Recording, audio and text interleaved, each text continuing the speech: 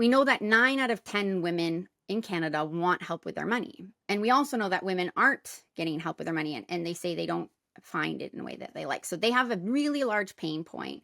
And I thought this huge desire to get help with their money. And I thought that was something that we could fill by creating this automated plan, this online self-serve program. If being self-serve alleviates the need for you to ever reveal your financial numbers to anyone else, which can be very, you know, nerve-wracking and shameful and full of like rife. There's a lot of points where it can be judgment there, or there can be a lot of judgment placed on you. And so I think we avoid those situations. So I was thought, online we can design all those things.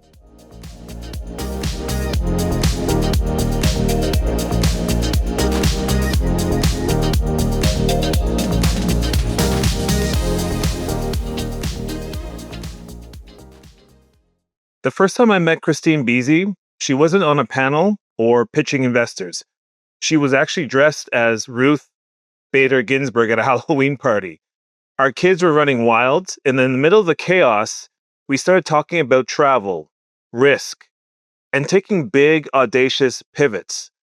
Kristine's story doesn't read like an ordinary LinkedIn bio, it's more like a plot twist. She dropped out of high school to chase a figure skating dream and to try and compete in the Olympics, and engineered her way into the big banks to support her career, and then walked away from it all to build something the financial system didn't see coming. A tool designed to give women real power over their money. And running through it all was a line that her grandfather told her: "I don't want to hear your opinion until you've seen the world." Well, Kristine has seen it all, and now she's changing it. This conversation is for anyone who's ever felt that whisper to pivot and actually had the guts to follow through with it. Kristine's story isn't just about building a company. She's absolutely flipping the script on power, money, and possibility. Okay. So, full disclosure, the first time that I actually had the pleasure of meeting the lovely Kristine Beese, we actually weren't at some, I guess, fancy panel or conference. It was at a Halloween party. Maybe we met beforehand, but this is at least is the first time I could actually recall we had a very in-depth conversation. You were channeling your inner Ruth Bader Ginsburg, the gavel, the lace, the collar, the whole thing. Your wig was amazing. And I think I was a Blue Jay player, so I kind of copped out on the Halloween thing. But our kids were, at least your two oldest boys are the same age as my girls, same age, same chaos, everything that's going on. And that night, I think we talked briefly about our family sabbatical, and the conversation just flowed between you and I and our partners. So maybe before we get into the brilliant work you do, Kristine, let's start there. Who are you beyond your amazing LinkedIn profile? Yeah, thank you. And my husband and I are really passionate about travel. That is something that we were fortunate enough to work abroad. And so when we heard your story about the sabbatical, it's a bucket list item for us. I hope we can do it. And I love the stories that you share because it makes it seem not just possible, but valuable. And I do think travel is valuable. So if you look at me on Google or LinkedIn, you're probably going to see, engineer, finance, entrepreneur. But two things that really don't come up that often are I was a national level athlete and I actually dropped out of high school to do that. And the other thing is that I do have 3 boys and a family. And, between those things, I think the figure skating nationally, one, it was a non-traditional path. So that sort of set me up for doing things unconventionally, or that may not seem like they make sense from the outside. And it also gave me that effort and attitude, that positive and aggressive, push and slant. And it really set the tone of who I am forever. And then now being the mom and partner to a husband and 3 kids, that really informs, how I see the world much differently. And the constraints that I work within. And I think constraints are really good. So those 2 things, both from the past and in the present, have really shaped who I am, I think, outside of LinkedIn and Google. I love that. That's it's something you shared that with me very briefly, or maybe I learned about that after the fact. So, did skating teach you anything about how to handle big pivots or pressure? I mean, not the what I know of figure skating from what I see at the Olympics every 4 years, like landing a jump in front of people and in front of a huge boisterous crowd is a whole different kind of resilience. Maybe you can talk a little bit more about that because that's fascinating. And the fact that you dropped out of school, that it was temporarily, or was it Yeah. permanent? Wow, high school. That okay. Tell me more about that. Wow. Well, it was easy in a way. You have this big goal. I want to make it to the Olympics. We didn't get there. But you have this goal. And so every decision became, is this going to help me get there? Is it not going to help me get there? And so the two pivots I had in skating were I got really sick with mono one year. And so my ability to compete in singles kind of came to an end. That was sort of a year when a lot of I was learning a lot of new skills and really progressing, and that sort of stopped. And I nearly stopped at that point. And I was able to try out for pairs figure skating. That's the one where the man throws the girl and Right. lifts the woman and Yes. do all the things. And so that was a really amazing opportunity. I had no idea how dynamic it could figure skating could be when you had the strength of someone else and the speed of someone else and the support of someone else. And you can get in. One of the things I lament is I can't do any of those things anymore. There's a move called the death spiral, and it's not that, just looks terrifying, but you're hanging on to the gentleman and he's pulling you into this pivot, and your head is touching the ice and your foot is on the ice. So you're kind of arched, and there's 4 or 5 different ways you can enter it: forwards, backwards, you can left foot, right foot, all sorts of different ways you can do it. But I can't do any of them anymore because I don't have someone to hold the arm that Right. can pull me around. And I probably couldn't get into that position anymore anyways. Am I kidding? Um, yeah, and so that was really neat. And we had the largest throws in Canada. So if you're Canadian, it's a very Canadian reference. We could clear a hockey circle, right? That was Wow. super cool. But the other major pivot came when it was time to stop, and that was probably the pivot in my life that took the longest and was the hardest because I didn't have that guiding light. And so all of a sudden decision making became really hard. And I also didn't have this team of people wrapped around me. I had a trainer, I had an off ice dance coach, I had a choreographer, I had a spin coach, I had a jumping coach. You had all these people that had specialties to help you become this elite athlete. We were the 12th best team in Canada at that time. And that was a time when Canada's really strong in this discipline. So I joke that we could do everything you saw on TV. And in fact, we did harder things than what you saw on TV because that's what you do as an up and comer. You kind of have to make your mark. But we made it look hard. Like when I look back at the video, it looks like what we're doing is really hard. And when you look at people when they compete in the Olympics, they make it look effortless. And there is a world of difference in ability between being able to do it and then being able to do it with that degree of effortlessness or that degree of perfection. So we never got there, but Okay. it was super foundational in who I am today. Wow. And I mean, that's fascinating. So, I mean, do you still follow it avidly? Or you've moved on? That was it. You've done your thing, and that's wow. Okay. Wow. Fascinating. And so, I mean, I look at what you've done and all the different things you've accomplished. It's amazing. I mean, you've worn so many different hats: engineer, capital markets pro, founder, figure skater.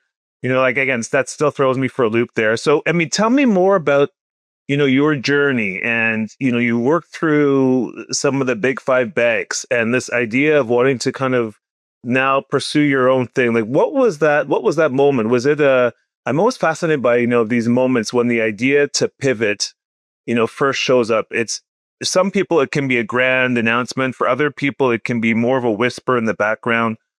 Was it a whisper for you? Was it a grand announcement? Was it a slow gradual move? Tell us a little bit more about that journey you went through. Yeah, I think in all but the figure skating to engineering pivot, every move was me ignoring a louder and louder voice inside my head telling me, sort of saying like this is I think it probably was, I was interpreting it as this is boring, let's move on or let's do something else. But it was always something that didn't feel fulfilling, right? There was something more with engineering. It was learning that I could design the best components on a plant, but it didn't matter because there were operational, financial, and strategic constraints that Mm. prevented you from doing the best engineering. And I thought, well, I got into engineering because I wanted to understand how the world works, and I only understand how mechanics and atoms and science works and physics and lots of different sciences. But and that's great, but I don't understand how business works, how money works, how all these things work. So there's this growing voice always, and I think I always overstayed you know my instinct was right years before the leap occurred. And so um I think one of the downsides of being a figure skater is I don't know if I have a very strong idea of when to quit. And so because you want to sort of you're so used to extracting little advantages, right? If I improve this, if I improve that, I can work on that. This definitely needs this work. This I could strengthen this up.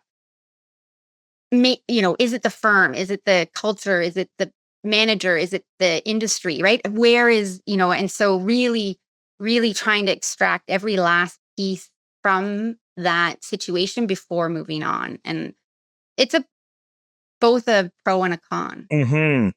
I mean, you said at one point that one of the things that you've been challenged with is knowing when to move on. But then you said earlier on that your instincts, like your intuition, always told you when it was time to move on. So how do you marry those two in terms of the fact that in some cases you didn't know when to move on, but you've trusted your instincts along the way. It's always that balance between your head and your heart, right? And many things that I found in my experience when it's hard because we've been taught, and especially maybe for you with an engineering background, it's logical, right? Or you kind of follow what's logical in terms of being able to do things, and you follow with your head. And maybe it's kind of the philosophy that we've all been raised with, that you have to think logically as opposed to thinking with your gut or with your heart. How is that? How have you compared that to? How have you balanced those two things, your head and your heart, in terms of following your intuition and then following what logically you need to do next? Yeah. I think one example I can share that kind of shines a light on what I'm trying to articulate is in my third year of engineering, I knew I didn't think that engineering wasn't for me. It wasn't really what I thought it was going to be. I sort of saw this disconnect. And yet I graduated from engineering. And then I did the 4 years that you have to do to get to your professional engineering Right. designation. You sort of To get that iron ring. Yeah. almost like an apprentice model, right? You Yeah. have to work 4 years to get, and then you write a test and some ethics, and you get your professional engineering designation. And it was only then when I was like, okay, now I can move. And so for 8 years or almost 8 years, maybe not quite, but for, Yeah. significant amount of Multiple times. time, I knew that this wasn't probably the thing. But logically, I was great at math and science. I'm really strong analytically. I was earning tons of money. Mm. It's hard to then be like, nope, Right. actually, I just want to learn about finance and operations and spend a lot of money on an MBA and take time. But had I, this is one of the things that I love and don't like is I love the commitment to follow through. I think that's a strength. I also wish someone had given me permission in my third year of university and said, look, you might have 2 or 3 degrees. If this one isn't the right one, change now and get on the right path earlier. And so the instinct is a whisper. And by the time I make the change, it's yelling at me. And you just can't show up anymore. You're like, I'm done. I need to do something else. Or sometimes there's a goal or some achievement that I need to finish off before I can walk away. So interesting. And do you think that a lot of that, was it influenced by your family life as well, or is it more kind of self-directed, that pressure? Because I often think about even my own upbringing, and raised in an immigrant family where you want to be the the first or among the first to complete university or to get to this stature, et cetera, but it's that balance of between, letting other people's opinions of you form your reality, right? And so it's hard to kind of disassociate that. And like you said, I loved it. Like you said, I like the point that you mentioned around finishing and seeing things through.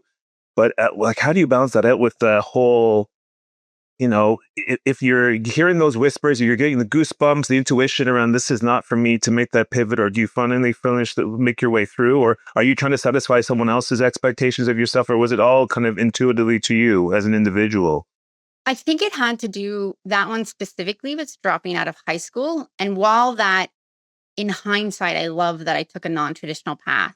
At the time, there was this moment where everybody thought I was dumb and look, very athletic, but maybe not meant for educational trajectories. And I also we didn't achieve the goal of the Olympics. And so I think I felt like there were things left undone, and I didn't want to have another incomplete on my, those are the Oh, first two things. And okay. so I really wanted to, it was really important that I step back into the traditional space, that I prove that I'm intelligent, that I um, complete a goal that was large and one that I was wholly in control of, right? I couldn't control that my partner decided to skate with someone else in the following year, and that I was very injured and wasn't able to continue. I wasn't really in my control, but I could control if I finished the the professional engineering path and that I'd started on. And I think I just needed something in that column. And I think that still dogs me today. Like that's why I say I think it's one of my biggest weaknesses as well, because the voice is there. It's like, time to get off. It's, it's time. But the drive is overrides it until something is, so I've completed something that was important to me. So, Yeah, I love or that. Okay. Very nice. So then when you talk about sort of the completion aspect and wanting to show that you've actually been able to move the needle and complete certain things that were along your path. Talk a little bit more, but I'm curious to kind of unpack the transition you made from working in the big five banks. You and I have both worked, I think we even, in our time, we even overlapped it at some point at Scotiabank as well, right? And so what was it that you were seeing that there was a gap where you felt that, you were the one to be able to fill that gap or that need that you were seeing that was lacking in study when it comes to, this idea of empowering people around their money, particularly women in terms of money as well, having access to that and allowing it to sort of for them to be able to have the ability to take charge of their own financial well-being. yeah. And to help listeners understand, I'm going to use an analogy.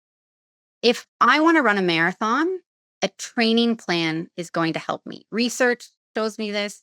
Common sense tells me this. Humans know this, right? A plan always beats no plan. And I come from the world of finance, and I helped manage and invest money for very wealthy people, and they always had a plan. And, when I came back to everyday folks, not very many people have a plan. And, a financial plan is what helps you with your money, gets you to the end with what you're satisfied with now and what you're satisfied with later.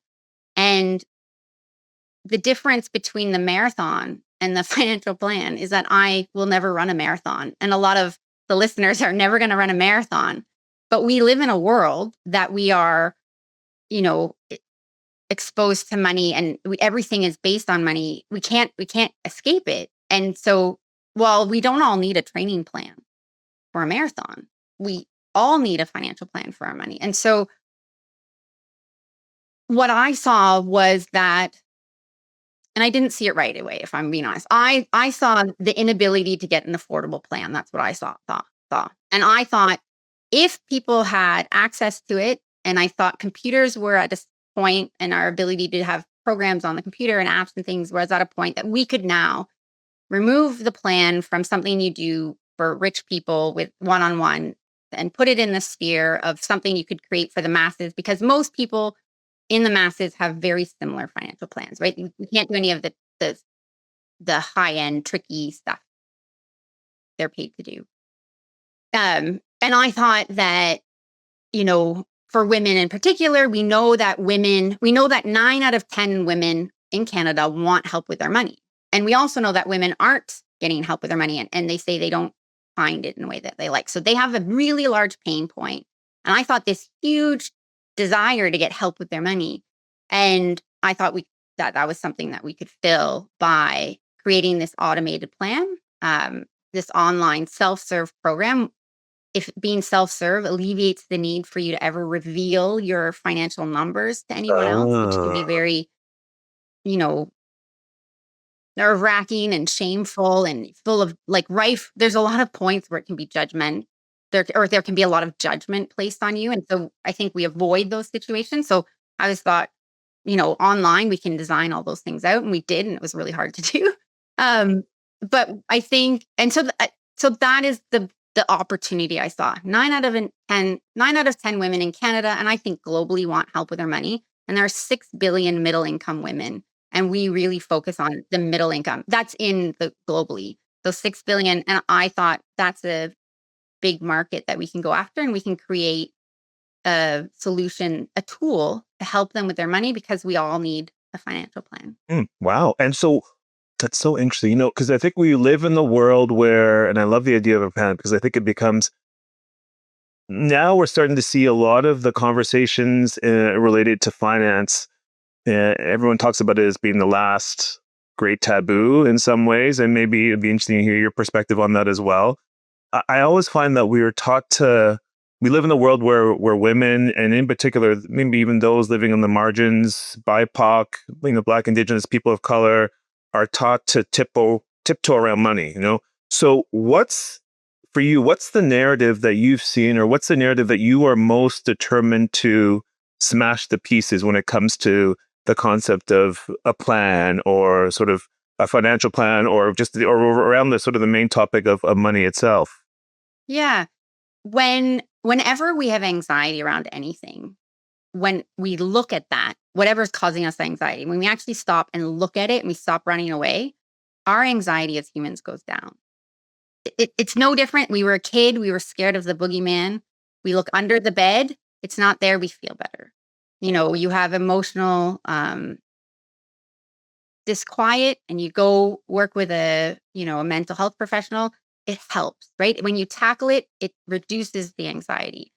Um, the same is true with our money. It's fascinating. So once you get over that fear and take the first steps, it's actually wonderful, because all of a sudden you went from having all these puzzle pieces kind of scattered around, and you look at it and you're like, it's not clear, and I don't know what's on any of these. But if you put them together and you can see the picture, and surprisingly, even when it's not a great picture, you feel better at least knowing where you are. And that was really interesting to me. I thought it would just be the people who were able to figure it out and with a positive outcome who would appreciate the process. But it turns out everybody appreciated the process for the most part, because it was just looking at it. And then we also offer things that you can change. So there were a few mistakes and hypotheses that we made that didn't end up being true. So one of them we spoke about. I assumed everybody knew what a plan was, and the only reason they weren't getting a plan is because they're thousands of dollars. And if they only had an affordable plan, then they would get their money. So then here we go, we can come in. And then we thought, well, women are judged and shamed for how they spend their money and for their money decisions. And it's worse for, I think, BIPOC women. We specifically heard about a hair example. A woman came to us and said, I cannot wear my natural hair in corporate Canada. And so for me, my hair is a fixed cost. And I feel judged by saying, people say it feels like people are telling me that's frivolous. But I, from my own experience, understand that to be it's not a want. This is access to the job, right? This is a hurdle that I have to jump over. And so, and I'll digress a little. When men make purchases that are in the wants category, they're often told that it's a discerning choice. when women make choices that are in the wants category, they're told that it's frivolous. And the What do you shame mean by of that, deterring choice, Chrissy? What did they unpack that for us? yeah, so like if you think a single malt scotch, discerning, right? A craft beer. What makes beer crafty? I love beer. I love craft beer, but come on, it's booze. It's great. It's wonderful. It is, but it's craft beer. And because it has this masculine overture, and it's the same, the difference between arts and crafts. Women craft, men make art, right? There's this underlying language we use that consistently diminishes women's things and elevates men's things. And it is stereotypical. So if I want to buy a single malt scotch, that is the discerning purchase for me. So it's not necessarily the gender of the purchaser, but it is the gender of it's the gender of the item being purchased. So if I get my nails done, frivolous. And yet, if I spend money as a woman on my appearance, research tells me I'm going to make more money. And there's sort of a level of minimum, coifness. That's not a word at all, but a minimum I sort of understand like now. appearance that's accepted. And that is not unique to women, but I think the bar and the cost is higher for women. And I don't have data around that, so that's more anecdotal. But I do know that when I spend items on my appearance, the world tells me it's a bad idea. And yet I have to do that for my job. So from a financial investment point of view, it actually kind of makes sense. And men have more money than women overall. And we know that when we spend money, we spend a percentage on wants equally, men and women. But because men have more money, their percentage on an absolute turn is more. So men actually spend more on wants than women as a percentage. Again, That's it's interesting. always hard when we look at overall, there's always Right. an anecdotal case you can say, well, this, right. But on a statistic Overall. basis, Okay. yeah. Yeah.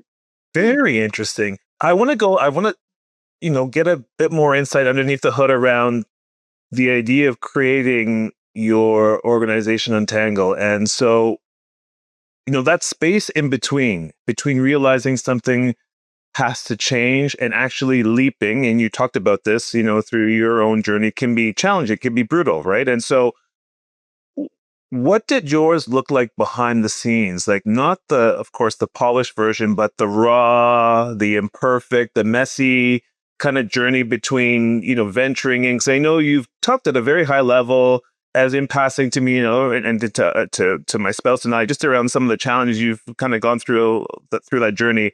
Like, give us a bit of insight in terms of what that space has been like. Not only, I guess, in terms of the emotional, but also was it easy in terms of the information that was readily available to allow you to be able to make that pivot in your own personal journey around that transition as well?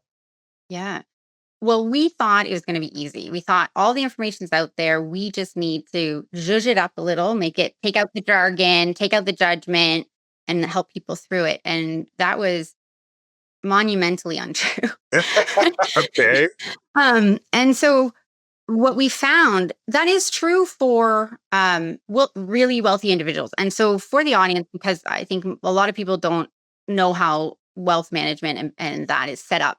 When you have more than, and it varies from firm to firm, but it's roughly $300,000 in savings that you could invest with a firm that you can write a check for. Above that, you are a wealth management client. Below that, you're a bank branch client. So you might talk to a financial advisor at the bank, but they're a salesperson. They are there to sell you the bank's products, and they are not trained in the same way as wealth management, right? So above 300,000 and below. When you work with people who have more than $300,000 in savings, we worked with people specifically with more than $1 million. And I was able, you could say that, if I want to prioritize three things, I can prioritize that for you. So pretend they have $5 and they want to buy five $1 items or three $1 items, let's say. Three $1 items. I can do that. One, two, three. And you still have two left over to do other things with. And that's how a financial plan works. It's a prioritization exercise. You start with goals and then you work through how you get them because you have the resources to achieve those goals. And that's what we thought. We thought, okay, great, we'll just do that. And then we got some middle income folks and we asked them for a goal. And they said, it'd be nice to have a car. And yeah, that'd be great. Right. First, they didn't know what a goal was, but we were like, we can teach them. We can teach them that. And so we got them to make a goal. And then I crunched their numbers and I was like, oh crap, these people can't afford to retire, let alone buy a car. So they also wanted to buy three $1 items, house, retirement, and living life, right? But they only had $2 to do it with. So they had to make trade-offs. Which part was the most important? And now that's a much more uncomfortable and much more challenging conversation, because not only can I not help you achieve your 1, 2, 3 goals, but I have to figure out how to get you to quantify your values. How do you prioritize your values so that then we can prioritize those things? Or, you can do $1 to the house and half to lifestyle and half to retirement, right? So, and that was a not simple process. And we were going through that on the design side, and then we were going externally to venture capital. And venture capital is famously, 2% of venture capital went to women founders last year. The man from WeWork, the year he came back onto the market, Adam something, I can't remember his name is. He got more money in venture capital than all women combined. BIPOC women, even more, right? Unfortunately. And so they kept asking, why women, why women, why women? And we kept coming back with these qualitative answers. Women have the most pain. Women are not, engaging in their finances. Women are not as wealthy. So there's more women who the traditional plan isn't going to work for. Women also have different lifestyles or different life experiences. Maternity leaves, we tend to take on a lot of the care work. We tend to get paid less. We tend to go into industries that pay less. There's all these things. We pay the pink tax. And then, and they wanted something else. So then we started digging for the data, and there's not a lot of data out there, but we did learn that women make somewhere between $500,000 and $1 million less over the course of their career if they have a post-secondary degree. So that's college or university educated. They will make $500,000 to $1 million less, most of that coming after 40. So women's salaries plateau at 40, and men's salaries continue to rise up until 55. So there's about a $10,000 to $20,000 gap year after year for more than 25 years. And that is a retirement. So not only are we working with middle income folks who already don't have enough wealth to do all the things that they want, but we're dealing with women who are now more constrained. And so this is where there was some moments where, one, I was really glad when people that saw an imperfect picture felt better anyways, because otherwise that would have not been great, because we're not always showing a great picture. And it was also scary because we weren't able to get any capital in. We couldn't convince any of these venture capitalists to give us money so that we could have the money to build this out at scale and market it and do all the things we needed to do. And so you have this design side quandary where I'm not sure we can design something that people can use, because the old model is not going to work. So we know what we have, we know what we want. Can we get that there? So on the design side, we're not sure we can do it, that it's possible. And on the finance side, we got a lot of rejections and a lot of people very, very aggressively telling us this was a bad idea, and that this was not going to work. And so, one, you have to be a little crazy to then be like, fine, we're going to get through this, right? So there is a moment where you think, so when I lost my co-founders, some of it was planned, some of it was just we ran out of resources. And so it was, I have some money saved up. Pete, my husband, champion of what we're doing, said he was willing to cut back on our lifestyle really significantly. We put a rental unit in our house to help with the mortgage, and things are tight, and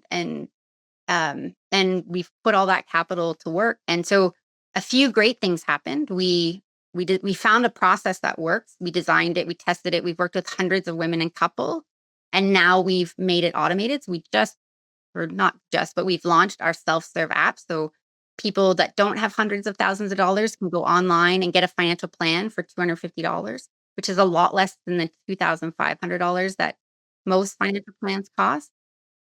Um, and we've had a few angel investments along the way. And then we've also had always sort of serendipitous influxes of capital. So, I speak a lot and we get paid for that, and that gets funneled in. And so we've done some pilots with companies. We've had a few people who have, championed us internally or found a way to get us money and resources for something we could provide, right? They could pay us for something we could give them. And this has just kept the lights on, and now we're here. But there were a lot of nights when I went to Pete and I said, "Am I crazy?" And he's like, "A little." But you come back to the Dude, it's first so principles of it. subtle. I love that. Yeah, but we came back to the base principles, which was it is patently unfair that the tool doesn't work specifically for women. And I wanted to contribute in a way I wanted to have impact on the world in a way that finance and engineering wasn't enabling me to. So I believe that if we can get a financial plan in the hands of, we want at least 1 million in Canada, 1 million middle income women in Canada, women and couples can do it too, Canada, that we will fundamentally change the financial futures of people at mass. And so I didn't want to do things on the hundreds, thousands, tens of thousands scale. I wanted to do things at the million scale and seismically shift the financial literacy of people. And we want to do it globally. So those two touchstones we keep coming back to. Has this changed? Do women have a tool that works for them? No. Is this the tool that works for them? It works if they try it, but maybe we're wrong, right? That is maybe the disconnect. And does this vehicle, Untangle Money, enable me to have impact on the world in a way that's positive? Yes. If I can get it working. Yeah, it does. And so we keep coming back to that. I love that. I love the fact that you're thinking, first of all, we all need a Pete in our world. I love the fact that he was so like, yeah, we are, but you know what? Let's keep going. You've got a bigger mission in mind. I'm here to support you. So having that support makes a huge difference. And I love, I read, I'm sure you're familiar with this 10X is better than 2X book. And that has completely changed my thinking as well in terms of like, we're always looking at scale at a linear fashion as opposed to an exponential fashion. And maybe it's the Canadian side of us. Maybe it's our upbringing. Maybe it's the fact that we're very myopic in our thinking and the way we see things. But I love the fact that you're thinking much bigger and broader at scale, like in the millions. Like you want to have an impact on millions of people's lives, right? From female couples as well. And I love the fact that you're thinking much larger than yourself. Like I like this idea of being able to, just enable people to see a much larger version of themselves is something that is a unique gift to have and a privilege to be able to empower people to see it that way. And you talked about serendipitous, influxes of cash. Like I'm a big believer in all this stuff happens for a reason. And there's a lot of intention behind what you do. And you've obviously done a great job to be able to influence and impact people's lives. It's amazing. Are you, as you think about, the thing, so you've gone through so many multiple pivots, figure skating, leaving high school, figure skating, working in the, financial services industry, running your own shop now, along the way, there have been so many different things that you've been involved in as well. Specifically about the money piece, like what's a conversation would you say about money and women that's not happening yet that absolutely needs to happen? No. So the World Economic Forum said this, which is great because it supports our thesis, but it's always nice when someone else corroborates what you're saying. They said that if a woman uses a financial plan made for a man, it will fail her because it's expecting $1 million more in or $500,000 more in. And so the woman could be doing everything right, but her salary plateaus at 40. McKinsey talks about that missing middle rung, right? It all of a sudden you've done everything right, but you're not getting the guidance you need to be successful. So the whole financial industry is failing women. That drives me nuts. So one of the ways that I measure success long term is are the titans of the finance industry changing the way they work with women? Because until that happens, or when that happens, even if I'm not the person doing it, I've influenced something that will make the world better. Because right now, women are getting advice and guidance that is going to fail them because it hasn't taken into account this difference. And I think because it's so unfair, people don't like to look at it. And so I gave this presentation at for the opening keynote at the Globe and Mail, where I looked at the difference in budgeting between $1.87. But then I looked at the real world cost because we live in the same world, whether we have $1 or 87 cents. And it showed that, there's so much less left over. It comes out of the retirement. Because you have to pay for shelter, you have to pay for things, you have to eat, you have to have clothes, right? And we all, we think that people do these in extremes. Research shows we're all pretty much in a funnel. The categories might be different, but we're all pretty similar. There are outliers, right? Like with there's people who overspend and there's monks at the other end. And most of us most of us aren't there. Most of us are in a really tight middle. And so, what gets lost is the ability to retire. And so that is the big thing that I want to see changed. I want to see people not just acknowledging that women's lives are different, because I do think banks have a really good way of window dressing this. They say, they have, oh, we'll put more supports around women. And I'm like, no, what I want to see you do is I want you to say, hey, we know that women are more likely to repay their loans. And right now we charge them more for credit and we give them less credit. I want you to look at that data and change it. And the problem is that they don't create the credit models, right? It's a bit of a black box. But there is enough data, and they have all the data that they could do internal, regressions and see when a woman, it's just like insurance, right? Women don't pay as much in car insurance as men. And it's because women are less likely to get into accidents. And so they're covering off their risk. The same could happen in money. So when I want to see banks actually do something, right? Or, I know that banks like to target women and immigrants for mortgages because they're less likely to be able to negotiate. They are less likely to know that they can renegotiate. And so I would like them to say, hey, and this is, you'll never get this in a for-profit company, I don't think, or not this type of company. But hey, we know that you're likely not going to be able to negotiate. So why don't we show you a lower price to start? The same thing happens with car dealerships. A black man or a woman come in and they will get a higher starting point of cost of the car than a white man because they see it. And the behavioral aspect is, and it's a bit crass, but they see a sucker walk in, and if they're not a good salesperson if they can't take advantage of this opportunity that's Interesting. I'm presented surprised by itself. that. I've heard lots And of so that as I would well. rather they just say, instead of every individual person negotiating, just solely based on your credit score, here's what it's going to be. And you're never going to get that. It's never going to happen. But there are things that they can change today that will change women and money that isn't lip service. Another thing they could do is pay them equally. That's been a conversation that's been ongoing for quite some time. Yes, being able to be equal with pay for equal rights, or equal pay for equal work. So many things that you mentioned there. You've got a lot on the go, Kristine. You've talked about your 3 boys. You've just got a puppy you shared earlier.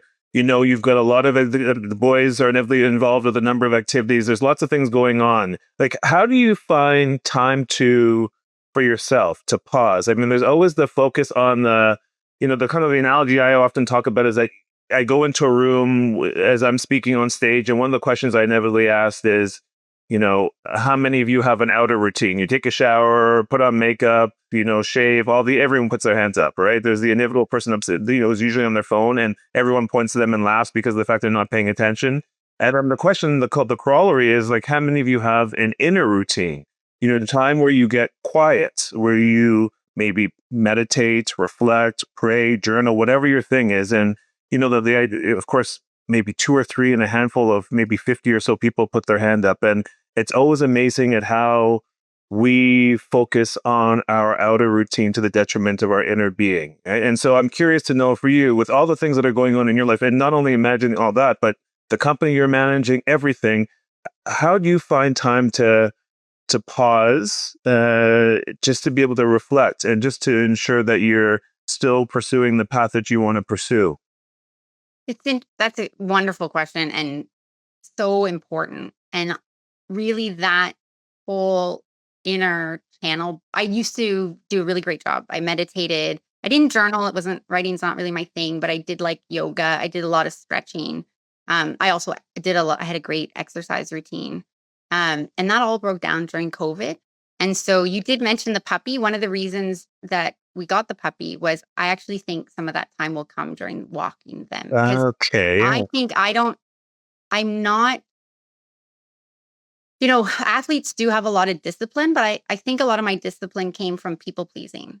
You tell me to jump, I ask how high, and I want you to be impressed with me, and I was good at it. So, I kept getting positive reinforcement, and I liked effort and attitude.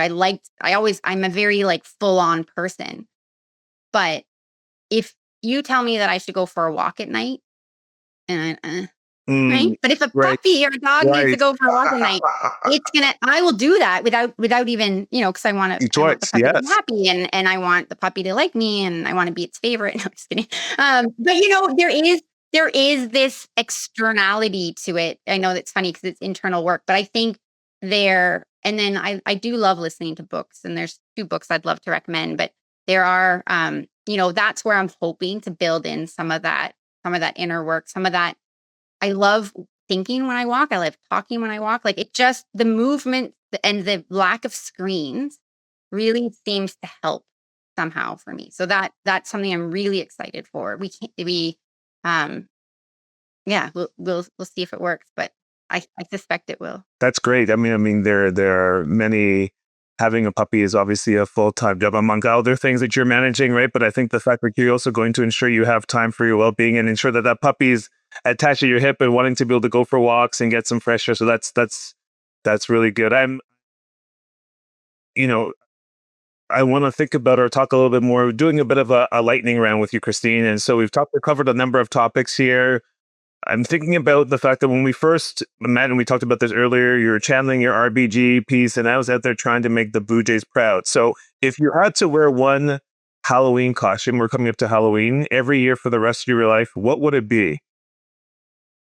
So I'm gonna steal Kate's costume because she was the weird Barbie, and I just love her. That character, that notion, that it didn't matter what was happening. She was always sort of a guiding light, and it's sort of this. So that would be one. And I didn't come up with it, but I really love that costume. I thought it was really clever and a fun nod to feministic leadership. Right? Nice. Really, yeah. I How love about that. you?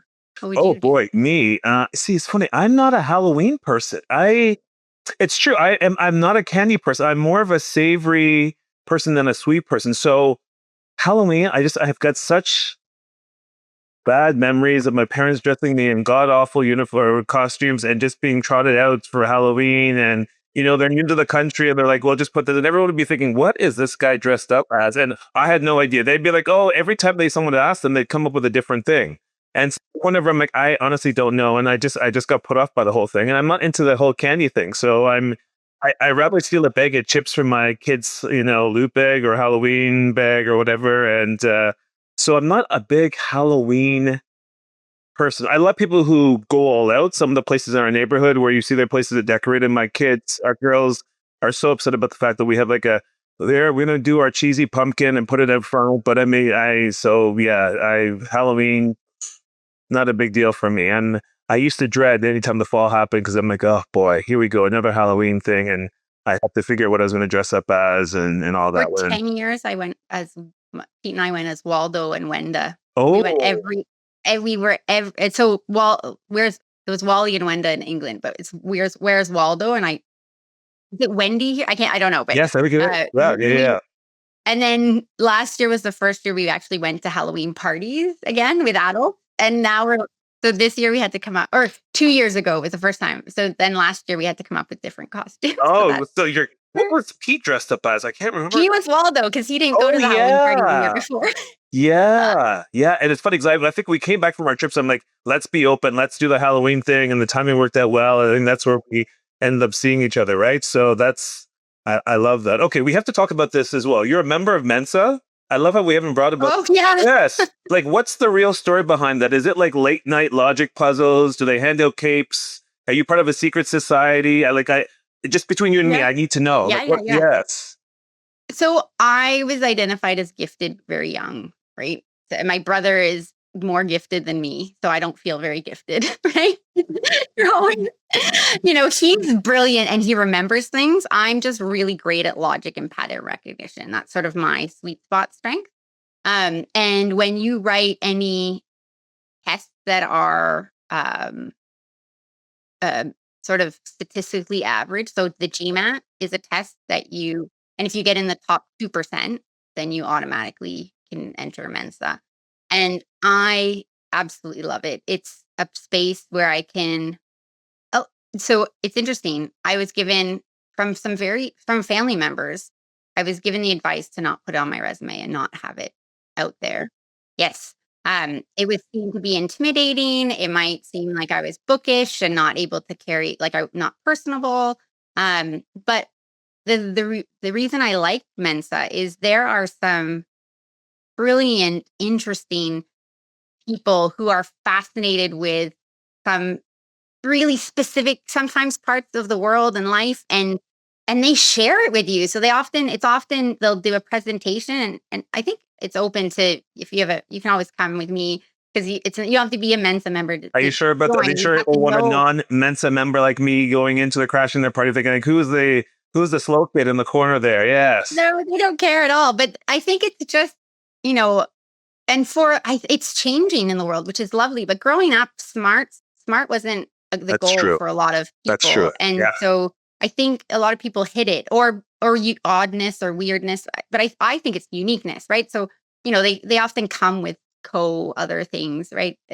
And so but when they share these, some really brilliant people are in it, but they share this intense passion for something. And in that way, because they're so passionate, you can see what makes it so fascinating. I love people. So I remember my friend who was also in the gifted program with me.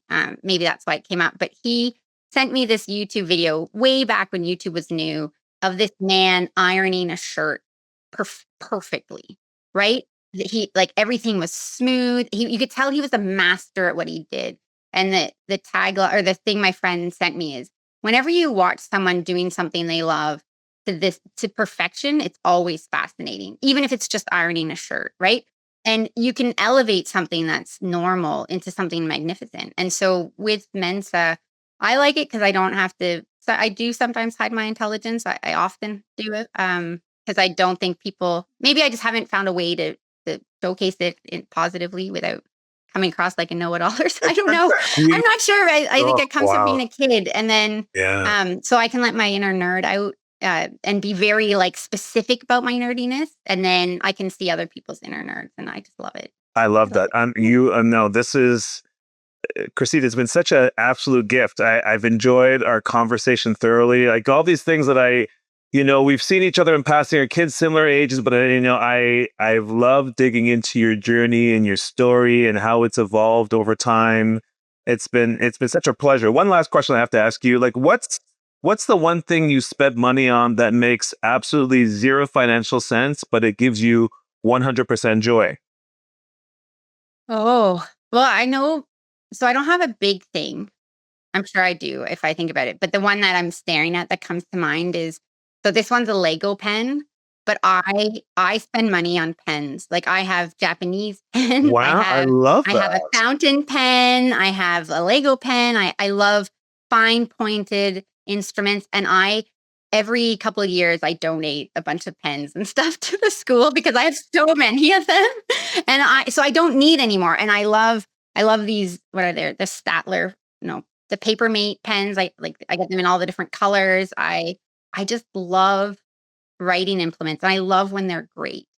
So when we got swag for Untangle Money, I got pens. Look at that. And Yes. they're about $3 a pop, which is ridiculous.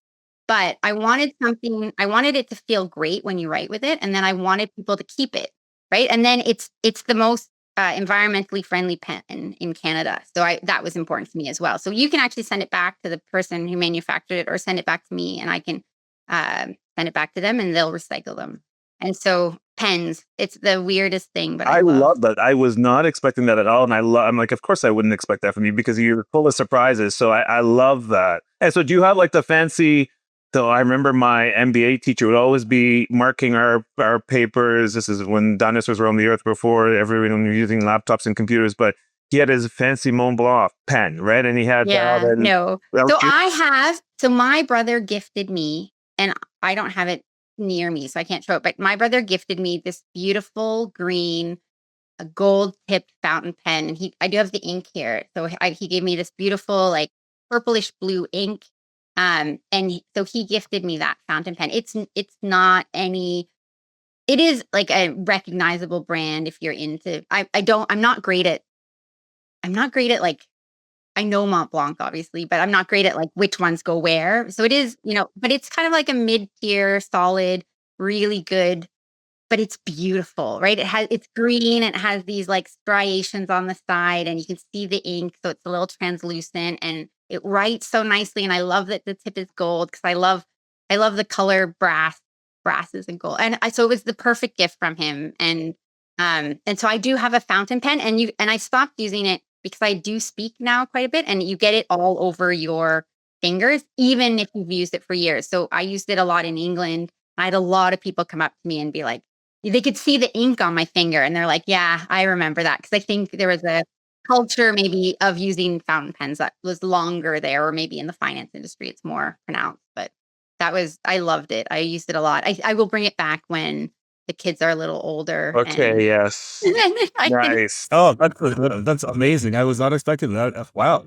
Kristine, this has been such an amazing conversation. Thank you so much for joining my inaugural episode of Pause to Pivot. It's been such a joy to hear your story and your experience, and from dropping out of high school to figure skating, and just coming up and developing your own company, and the trials and tribulations along the way, and just the work that you're doing around empowering women to be more independent with their money and to make decisions that are in their own best interest. I love that. And on top of that, being a member of Mensa, which I don't remember where I heard that, but I'm like, oh, I definitely need to ask you about this. So after the conversation we've had today, I'm not surprised at all that you are a part of the very prestigious Mensa Club. But thank you so much for joining us today. And it's been an absolute pleasure. Likewise. Thanks, Charles. All right.